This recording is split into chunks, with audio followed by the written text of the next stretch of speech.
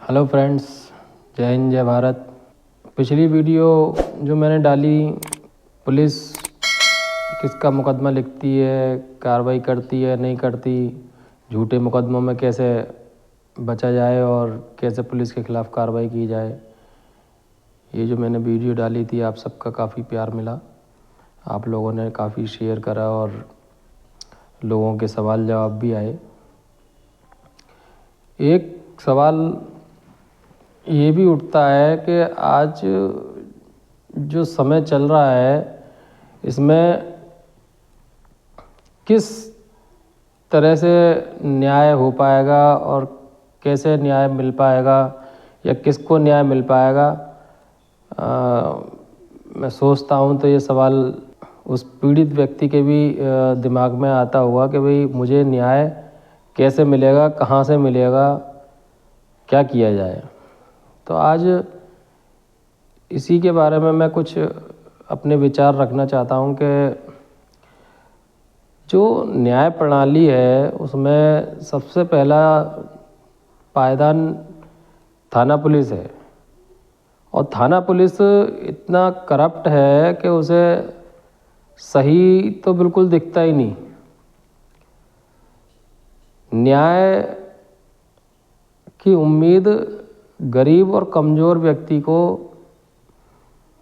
मैं समझता हूँ कि करनी ही नहीं चाहिए, क्योंकि गरीब और कमज़ोर व्यक्ति ना तो किसी को फीस दे पाता, ना किसी को रिश्वत दे पाता और ना ही आगे तक वो लड़ पाता है। न्याय उस व्यक्ति को चाहिए जो या तो बेवजह फंसा दिया गया है या जिसके साथ अत्याचार हो रहा है, और ये न्याय उन लोगों तक नहीं पहुंच पाता जो पैसे से कमज़ोर हैं, ताकत से कमज़ोर हैं या कोई पॉलिटिकल सपोर्ट नहीं है। पैसे वाले लोग पुलिस को भी ख़रीद लेते हैं, लोअर कोर्ट में भी सब बिक रहा है, सेशन कोर्ट में भी, हाई कोर्ट में, सुप्रीम कोर्ट में। आप न्यूज़ों में देखते हैं कि भाई अभी एक सुप्रीम कोर्ट साहब के घर में बोरे भर के नोट मिले, तो क्या सैलरी में आदमी बच्चों को भी पढ़ा लेगा और इतने सारे नोट भी इकट्ठे कर लेगा, प्रॉपर्टी भी इकट्ठी कर लेगा। जब उनसे सवाल जवाब हुए तो उन्होंने कहा कि सब झूठे आरोप लगाए गए हैं। एक सवाल है कि भाई न्याय कैसे मिलेगा, किसको मिलेगा या मिलेगा कि नहीं मिलेगा। तो वो शुरुआत ही जब रिश्वतखोरी की नींव रखी जाती है, थाना पुलिस जब भाई किसी का मर्डर हो जाए, किसी का रेप हो जाए, तो आजकल कहाँ सही मुकदमे दर्ज हो रहे हैं। जिससे पैसे नहीं मिलते उसको फंसा दिया जाता है। कुछ लोग ऐसे भी हैं पुलिस महकमे में जो कि निस्वार्थ भाव से काम करते हैं, लेकिन मैं समझता हूँ कि ज़्यादातर लोग ऐसे हैं जो कि पॉलिटिकल प्रेशर के कारण, अपनी ज़रूरतों के कारण या ऊपर के अधिकारी के दबाव में सही व्यक्ति के साथ या निर्दोष व्यक्ति के साथ सही नहीं कर पाते और निर्दोष व्यक्ति भी फंसा दिए जाते हैं। या अगर कोई पीड़ित है तो उसके हिसाब से काम नहीं होता। तो मैं आज किसी की बात नहीं कह रहा, मैं सिर्फ अपने मन की बात कह रहा हूँ कि अगर आप पैसे में सक्षम हैं और लोअर कोर्ट से हाई कोर्ट, सुप्रीम कोर्ट तक पैसा खर्च कर सकते हैं, तो ही आप न्याय की उम्मीद करें। और उसमें भी कोई भरोसा नहीं है कि कब कौन बिक जाएगा। आज के समय में मैं देख रहा हूँ 22-23 साल की वकालत में कि हर आदमी बिक रहा है। कीमत लगानी पड़ती है बस।